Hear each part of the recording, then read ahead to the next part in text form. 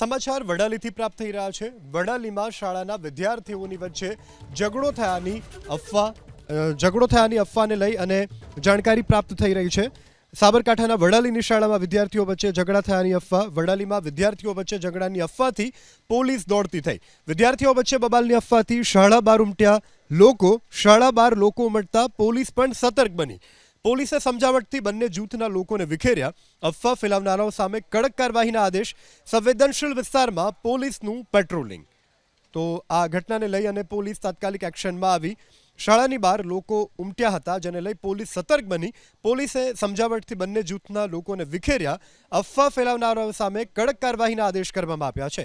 હાલ સંવેદનશીલ વિસ્તારમાં પોલીસનું પેટ્રોલિંગ।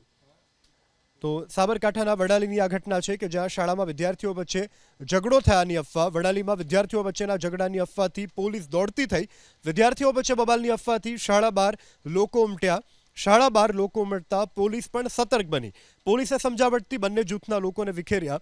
અફવા ફેલાવનારાઓ સામે કડક કાર્યવાહીના આદેશ આપવામાં આવ્યા। સંવેદનશીલ વિસ્તારમાં પોલીસનું પેટ્રોલિંગ।